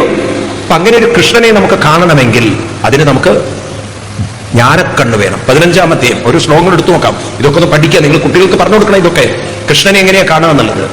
ഭഗവാൻ പറയുന്നു, ഉത്ക്രാമന്തം 15:15, 15:10, ഉത്ക്രാമന്തം സ്ഥിതം വാപി ഭുജാനം വാ ഗുണാന്വിതം വിമൂഢാനാനു പശ്യന്തി ജ്ഞാനചക്ഷുഷ. വിമൂഢന്മാര് കല്ല് കണ്ടിട്ട് പോകും. ഒരു 90% ഭക്തന്മാരും കല്ല് തൊഴുതു പോകുന്നവരാണ്. എന്നിട്ട് ഗുരുവായൂരപ്പനെ തൊഴുതു എന്നുള്ള അതുകൊണ്ടാണ് നന്നാവാത്തത്. അതുകൊണ്ടാണ് ജീവിതത്തിൽ ഒരു പുരോഗതി ഇല്ലാത്തത്. അമ്പലത്തിൽ പോയിട്ട് നോക്കൂ, എന്ന് പറയല്ലേ, കഷ്ടപ്പാടുകളും ദുരിതങ്ങളും ബുദ്ധിമുട്ടുകളും അവസാനം എല്ലാം നരകിച്ച് ചത്തുപോവുകയാണ്. എന്തുകൊണ്ട്? കല്ലിനെ തൊഴുതുപോയി. ഭഗവാൻ പറയുന്നത് വിമൂഢാന അനുപശ്യന്തി, മൂഢന്മാർക്ക് എന്നെ കാണാൻ പറ്റില്ല, അവർ കല്ല് കാണും. എന്നാൽ എങ്ങനെ കാണാൻ സാധിക്കുമെന്നെ? പശ്യന്തി ജ്ഞാനചക്ഷുഷ. ഏത് കണ്ണുകൊണ്ടേ കാണാൻ പറ്റുള്ളൂ? ജ്ഞാനക്കണ്ണ് നമ്മൾ കുട്ടികൾക്ക് പറഞ്ഞു കൊടുത്തിട്ടുണ്ടോ? കുട്ടികൾക്ക് പറഞ്ഞു കൊടുത്തിട്ടുണ്ടോ? ഭഗവാനെ കാണാൻ ജ്ഞാനക്കണ്ണ് വേണം എന്നാണ് ഗീതയിലും മറ്റും ഭഗവാൻ പറഞ്ഞത്. ഭാഗവതത്തിൽ തന്നെ പറയുന്നത്, ഈ ഭാഗവതം എഴുതുമ്പോൾ കൃഷ്ണന്റെ ലീലാവിലാസങ്ങളൊക്കെ എഴുതുന്നതൊക്കെയാണ്. പക്ഷേ എങ്ങനെ എഴുതാനാ പറഞ്ഞിരിക്കുന്നത് അറിയോ? സമാധിനാനുസ്മരതദ്വിജേഷ്ടിതെന്ന്. ആ വരികളൊന്നും ആരും പറയില്ല. സമാധിഭാവത്തിൽ, അതായത് സമാധി എന്ന് പറഞ്ഞാൽ പുറത്തേക്കാണോ കാണേണ്ടത്, അതോ സമാധി അകത്തേക്ക് നോക്കുന്നതാണോ സമാധി? ഈ സമാധി എന്നൊക്കെ കേട്ടില്ലേ, മുനിയന്മാര് സമാധി ഇരുന്നൊക്കെ പറഞ്ഞാൽ, നിങ്ങൾ സമാധി എന്ന് പറഞ്ഞാൽ ചാവല കണക്കാക്കിയിരിക്കുന്നത്. ഇവിടെ സമാധി എന്ന് പറഞ്ഞു കഴിഞ്ഞാൽ ഉള്ളിലേക്ക് നോക്കിക്കൊണ്ട് ഭഗവാന്റെ ലീലകൾ എഴുതി വെക്കൂ എന്നാണ്. സമാധിന 1-ാമത്തെ വള്ളി ഉണ്ടോ നിങ്ങളുടെ അടുത്ത്? ഭാഗവതം 1-ാമത്തെ വള്ളി ഉണ്ടോ? 5-ാമത്തെ അധ്യായം, പ്രഥമസ്കന്ധം. ഇങ്ങനെ ശ്ലോകങ്ങളൊക്കെ അങ്ങോട്ടും ഇങ്ങോട്ടൊക്കെ മറിച്ച് പഠിച്ച് വായിക്കുക, എന്താണ് ഭാഗവതം എന്നുള്ളത്. അല്ലെങ്കിൽ വെറുതെ പൊട്ട കഥകളും കേട്ടിട്ട് നിങ്ങൾ പോകും. മനസ്സിലായില്ലേ? 13-ാമത്തെ ശ്ലോകം നോക്കൂ നിങ്ങൾ, 5-ാമത്തെ അധ്യായത്തില്. അവിടെ പറയുന്നത്, അതോ മഹാഭാഗവനമോ അമോഘതൃ ശുചിശവാ സത്യ രഥോ ധൃതപ്രത ഉത്ക്രമസ്യാഗ്രബന്ധമുക്തയേ സമാധിന അനുസ്മര തൽവിചിഷ്ടിതം. എന്തിനു വേണ്ടിയിട്ടാണ് അങ്ങ് ഈ ഭാഗവതം രചിക്കേണ്ടത്? എന്തിനാണ് ഭാഗവതം രചിക്കേണ്ടത്? നോക്കൂ, ഈ കഥ പറയുന്ന ആചാര്യന്മാരൊക്കെ ഇതൊക്കെ ശ്രദ്ധിക്കില്ല. അവരിങ്ങനെ കഥയും പറഞ്ഞ് കുറെ ആൾക്കാരെ എന്റർടൈൻ ചെയ്തിട്ട് പോകും. എന്നിട്ട് ഊണും കഴിച്ചിട്ട് എന്നും പറഞ്ഞ് പോകുന്ന സപ്താഹങ്ങളാക്കി മാറ്റി നമ്മൾ. ഇവിടെ പറയാണ്, ഉരുക്രമസ്യ അഖില ബന്ധമുക്തയെ. ഒരാളുടെ മാത്രമല്ല, എല്ലാവർക്കും അവരുടെ ബന്ധനങ്ങളിൽ നിന്നും. അപ്പൊ ഒരു വ്യക്തിക്ക് വേണ്ടിയിട്ട് എഴുതിയതാണോ ഭാഗവതം? ഒരാൾക്ക് വേണ്ടി എഴുതിയതാണോ? എല്ലാവരുടെയും ജീവിതത്തിൽ അവരുടെ ദുരിതങ്ങളിൽ നിന്ന് മുക്തി നേടാൻ വേണ്ടി സമാധിനാനുസ്മര. എങ്ങനെ? സമാധിഭാവത്തിലിരുന്ന് ചിന്തിച്ചുകൊണ്ടെഴുതൂ. അപ്പൊ ഭഗവാനെ എവിടെ കാണേണ്ടത്? എവിടെ കാണേണ്ടത്? അപ്പൊ ഉള്ളിൽ കാണണം. അതിനാണ് നേരത്തെ പറഞ്ഞ ഏത് കണ്ണ് വേണം? ഈ ജ്ഞാനക്കണ്ണുകൊണ്ട് വേണം കാണാൻ. മറ്റേ മാംസക്കണ്ണുകൊണ്ട് കാണാൻ പറ്റുന്ന ഒരാളല്ല ആര്? ഭഗവാൻ. അപ്പൊ എന്തിനാ ഈ ഭഗവാൻ ഇവിടെ വന്നിരിക്കുന്നത് ഭൂമിയിൽ? എന്തിനാ ഭഗവാൻ വന്നിരിക്കുന്നത്? ചോദിക്കുന്നത് തരാനല്ല ഭഗവാൻ വന്നിരിക്കുന്നത്. ആ ധാരണ തന്നെ മാറ്റണം നിങ്ങൾ കുട്ടികളുടെ തലേന്ന്. ചോദിക്കുന്നത് തരാനല്ല ഭഗവാൻ വന്നത്. എന്തിനു വേണ്ടിയിട്ടാണ്? 3-ാം അധ്യായത്തില് ഗീതയില് കൃഷ്ണൻ പറയും, ലോകസംഗ്രഹം ഏവാഭിസംപശ്യൻ കർത്തുമർഹതി. ഞാൻ എന്തിനാ വന്നിരിക്കുന്നത്? ലോകസംഗ്രഹം ലോകത്തെ സംഗ്രഹിക്കുക എന്ന് വെച്ചാൽ എല്ലാവരെയും ഉയർത്തി കൈവറക്കാൻ, എല്ലാവരെയും ഒന്നിപ്പിക്കുക, എല്ലാവരെയും ഉയർത്താനും ഒന്നിപ്പിക്കാനുമാണ് സംഗ്രഹം എന്നുള്ള പറഞ്ഞാൽ. സംഗ്രഹിക്കുക, സംഗ്രഹിച്ച് പറയുക എന്ന് പറഞ്ഞാൽ, എല്ലാം സംഗ്രഹിക്കുക എന്ന് പറഞ്ഞാൽ എന്താ അർത്ഥം? സംഗ്രഹിക്കുക, യോജിപ്പിക്കുക, ചേർക്കുക. എല്ലാവരെയും ഒന്നിപ്പിക്കാനും എല്ലാവരെയും അവർക്ക് പറയൂ ഉയർത്താനുമാണ് ഞാൻ ഭൂമിയിൽ അവതരിച്ചു. ശ്ലോകം കിട്ടിയോ നിങ്ങൾക്ക്? എത്രാമത്തെയാണ്? 20-ാമത്തെ ചൊല്ലു. കർമ്മണൈവ സംസിദ്ധിം ജനകാദയ ലോകസംഗ്രഹമേവാപി സംപശ്യൻ കർത്തുമർഹതി. അങ്ങനെയല്ലേ? ലോകസംഗ്രഹം ഏവാപി. ലോകസംഗ്രഹം എന്ന് പറഞ്ഞാൽ ഒരാളുടെ കാര്യമാണോ? ലോകത്തിന്റെ മൊത്തം. അപ്പൊ നമ്മളെങ്ങനെ ഈ ലോകത്തെ സൃഷ്ടിക്കുക? അതിനാണ് നിങ്ങൾ ഓരോരുത്തരും നിങ്ങളുടെ ലോകം സൃഷ്ടിക്കണം. എല്ലാവരും എന്ത് ചെയ്യണം? ഒന്നിപ്പിക്കുകയും വേണം, ഉയർത്തുകയും വേണം. അതിനാണ് നമ്മൾ ഈ ഓൺലൈൻ പ്ലാറ്റ്ഫോമുകളൊക്കെ നമ്മൾ പ്രയോജനപ്പെടുത്തേണ്ടത്. അതുകൊണ്ട് നിങ്ങളൊക്കെ ചെയ്യേണ്ട ഒരു കാര്യം, ഈ ഭാഗവത സപ്താഹം കഴിഞ്ഞാൽ നിങ്ങളുടെ കുട്ടികളായിട്ടും നോക്കൂ, പല വീടുകളിൽ ഇപ്പൊ കുട്ടികളൊക്കെ ഉണ്ട് എന്ന് പറയാനേ പറ്റുള്ളൂ. മക്കളായിട്ടുള്ളൊരു നല്ലൊരു റിലേഷൻഷിപ്പ് ഉള്ള പാരന്റ്സ് വളരെ കുറവാണ്. അതുകൊണ്ടാണൊക്കെ ചത്തു കഴിഞ്ഞാലൊക്കെ വലിയ മൈൻഡില്ലാത്തത്. മനസ്സിലായില്ലേ? ഇപ്പൊ ഹോസ്പിറ്റലിൽ അഡ്മിറ്റ് ചെയ്താൽ നിങ്ങൾക്ക് കേൾക്കാം, ഡോക്ടറോട് ചോദിക്കും എത്ര ദിവസം കിടക്കും ഈ കിടക്കുമെന്ന്. സ്വന്തം അമ്മയെ കിടക്കുന്നത് എത്ര ദിവസം കിടക്കുന്നത്, ഡോക്ടർ പറയണം എത്ര ദിവസം കിടക്കണം എന്ന്. അതിനനുസരിച്ച് വേണം പ്ലാൻ ചെയ്യാൻ. അല്ല ഇങ്ങനെ കിടന്നിട്ട് കാര്യമുണ്ടോ? വെറുതെ മരുന്നൊക്കെ കൊടുത്തിട്ട് വെറുതെ ഒരു ഇനി ഡ്രിപ്പ് മാത്രം പോരെ? അല്ല അമ്മയല്ലേ, രക്ഷപ്പെട്ടാലോ? അമ്മയുടെ കിടപ്പ് കണ്ടിട്ട് രക്ഷപ്പെടുന്ന ഭാവമില്ല. അപ്പൊ ഇനിയിപ്പോ വലിയ മരുന്നൊന്നും കൊടുക്കണ്ട, പാവങ്ങൾ പോയിക്കോട്ടെ. എന്നോടൊരു ചെറുപ്പക്കാരൻ പറഞ്ഞ, സ്വാമി ഒന്ന് പ്രാർത്ഥിക്കാം, അമ്മ ഹോസ്പിറ്റലിലാണെന്ന്.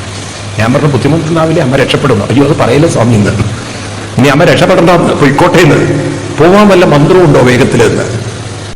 ഞാൻ പറഞ്ഞു ഭാഗവത ഒരു ആവർത്തി വായിച്ചാൽ അമ്മ പോകുന്നുള്ളത്. അയ്യോ ഞാൻ പഠിച്ചിട്ടില്ലല്ലോ എന്ന് ഭാഗവതം. എന്നിട്ട് അവൻ ചീത്ത പറയാം, അമ്മ എന്നെ അതൊന്നും പഠിപ്പിച്ചതുമില്ല എന്ന്. ഞാനിപ്പോൾ ഒരുവിധ ആൾക്കാരോടൊക്കെ അതാ പറയാം മക്കളോട്, നിങ്ങൾ രക്ഷപ്പെടണമെന്നുണ്ടെങ്കിൽ വിഷ്ണു സഹസ്രം ചൊല്ലിയാൽ മതി. അപ്പൊ അവർ ചീത്ത വിളിക്കാം, അമ്മേ ഒന്നും അവരൊന്നും പഠിപ്പിച്ചിട്ടില്ലല്ലോ. അപ്പൊ നിങ്ങളെ ശപിക്കാൻ ഇടവരരുത്. അതുകൊണ്ട് എന്ത് വേണം? ഒരു ഓൺലൈനിലൂടെയൊക്കെ ആരോട്? ഇപ്പൊ നിങ്ങൾ പറയാം മക്കൾ പറഞ്ഞ അനുസരിക്കില്ല, കണ്ടവന്റെ മക്കൾ പിടിച്ചോളൂ എന്നാല്. അതാണ് പൂന്താനം പറഞ്ഞത്, മറ്റൊരുത്തിന് വേണ്ടി എന്നാകിലും ആരെങ്കിലുമൊക്കെ കിട്ടുന്നവരെയൊക്കെ വെച്ച് അങ്ങനെ ക്രമേണ നമ്മൾ ഒരു സമൂഹത്തെ ഉണ്ടാക്കണം. നാരായണിയൊക്കെ ഒരു നല്ല ഉദ്ദേശത്തിലാണ് തുടങ്ങിയത്. പക്ഷേ തുടങ്ങിക്കഴിഞ്ഞപ്പോൾ തമ്മിൽ അടിയായിപ്പോയി. ഒരു ഗ്രൂപ്പ് വായിക്കുന്നത് മറ്റേ ഗ്രൂപ്പിൽ കണ്ടുകൂടാ. നിങ്ങൾ നോക്കൂ, കണ്ടുകൂടാതെയും കേട്ടുകൂടാതെയും പോയി ആണോ? അവർ തമ്മിൽ മത്സരമായിപ്പോയി. അപ്പൊ അവര് തമ്മിൽ ഒരു ഗ്രൂപ്പ് അപ്പുറത്ത് വായിക്കുന്നു, ഇങ്ങനെയൊക്കെയാണ് നാരായണീയമ്മയ്ക്ക് പിറുപിറുത്തോട്ട് എങ്ങനെ ഹിന്ദു ജന്തു നന്നാവുക? ഈ കുരുട്ടുബുദ്ധിയും മത്സര ബുദ്ധിയും വെച്ച് അല്ലേ? ശരിയാണോ ഞാൻ പറഞ്ഞത്? ഇങ്ങനെ ഞാൻ നിങ്ങളെ ചിരിപ്പിക്കുകയല്ല, വാസ്തവാണോ ഇല്ലയോ? നിങ്ങളൊരു 10 നാരായണീയം ഗ്രൂപ്പുകാർ ഒന്നിച്ച് വായിക്കും, മത്സരം സാന്ദ്രാനന്ദ ഞങ്ങൾ വായിക്കുന്നത്, അവര് മത്സരം കാണിക്കുന്നത്. ഈ കുരുട്ടൊക്കെ നിങ്ങൾക്ക് അവരുടെ മുഖത്ത് നോക്കിയാൽ കാണാൻ പറ്റും. അപ്പൊ അതുകൊണ്ട് ഒരു നല്ല ഉദ്ദേശ്യം ഇല്ലാതെ പോയത്. ഇതിന്റെ ലക്ഷ്യം എന്താണെന്ന് മനസ്സിലായത്. എന്താ ലക്ഷ്യം? ലോകസംഗ്രഹം ഏവാപി. അവനവനും ഉയരണം, മറ്റുള്ളവരും ഉയരണം. 2 വാക്കുകൾ നിങ്ങൾ എപ്പോഴും മനസ്സിൽ നിന്ന് മറക്കരുത്. This is a motto of life. What is that? ആത്മനോ മോക്ഷാർത്ഥം ജഗത് ഹിതാർത്ഥം. ഇത് മറക്കുകയും ചെയ്യരുത്. എന്റെ ജീവിതത്തിന്റെ ലക്ഷ്യം ഇതാണ്. ആത്മനോ മോക്ഷാർത്ഥം ജഗത് ഹിതാർത്ഥം എന്ന് പറഞ്ഞാൽ എന്താണ്? ഈ വാക്കുകളുടെ അർത്ഥം പഠിക്കണേ. ആത്മനോ മോക്ഷാർത്ഥം, അവനവനെ മോക്ഷം. മോക്ഷം എന്ന് പറഞ്ഞാൽ ചത്തുപോകുന്നതല്ല മോക്ഷം, മോചിപ്പിക്കുന്നത് മോക്ഷം. എവിടെ നിന്ന്? മാനസികമായ എന്തെല്ലാം തരത്തിലുള്ള അസ്വസ്ഥത വന്നാലും മനസ്സിനെ അതിൽ നിന്നും, അതിനാണ് നാമജപ സംസ്കൃതി. അപ്പൊ നിങ്ങൾ ആത്മാർത്ഥതയോടെ നാമം ചൊല്ലി നോക്കൂ. നിങ്ങളുടെ ശ്രദ്ധ നാമത്തിലേക്ക് തിരിയുമ്പോൾ നിങ്ങളുടെ ശ്രദ്ധ നിങ്ങളുടെ വിഷമത്തിലേക്ക് പോവില്ല. അപ്പൊ നോക്കൂ, പലർക്കും ഈ ദുഃഖവും ദുരിതവും വരുന്നതിന് എന്താ കാരണം? അവരറിയുന്നില്ല. വാസ്തവത്തിൽ ദുഃഖവും ദുരിതമല്ല അവരെ തളർത്തുന്നത്, അവരുടെ ശ്രദ്ധ അവരെ അലട്ടുന്ന ദുരിതത്തിലേക്ക് വലിച്ചെടുക്കണം. ദുരിതത്തിന്റെ ശക്തി കൂടുതലാണ്. ആ ദുരിതത്തിലേക്ക് മനസ്സ് പോവാതിരിക്കണമെങ്കിൽ ആ മനസ്സിനെ നാമത്തിലേക്ക് കൊണ്ടുവന്ന് ഒരാകർഷണ വലയത്തിൽ നിന്നും മാറ്റിയെടുക്കണം. അപ്പൊ നമുക്ക് നിങ്ങൾക്കിപ്പോ മനസ്സിലാവും. നമ്മളിപ്പോ സാറ്റലൈറ്റ് അയക്കണം. അപ്പൊ നമുക്കിപ്പോ മൊബൈലൊക്കെ ഉപയോഗിക്കുന്നതിന് കാരണം സാറ്റലൈറ്റ് ഉള്ളതുകൊണ്ടാണ് അല്ലെ? ഈ സാറ്റലൈറ്റുകൾ അവിടെ എത്തിക്കണം, അതിനാണ് ഏറ്റവും വലിയ ചെലവ്. സാറ്റലൈറ്റിനല്ല ചെലവ്. ഇതെത്തിക്കണമെങ്കിൽ ഭൂമിയുടെ ഗ്രാവിറ്റി കടന്നു കിട്ടലാണ് പ്രശ്നം. കാരണം ഏത് ഒബ്ജക്റ്റിനെയും ഭൂമി എന്ത് ചെയ്യും? വലിച്ചു താഴേക്കിടും. ഒരു സാധനത്തെയും മുകളിലേക്ക് ഉയരാൻ ആരും സമ്മതിക്കില്ല? ഭൂമി. എന്നാൽ ഭൂമിയുടെ ഗ്രാവിറ്റിക്കൊരു പരിധിയില്ല, അതിനപ്പുറത്തേക്ക് ഭൂമിക്ക് ആകർഷിക്കാൻ സാധ്യത.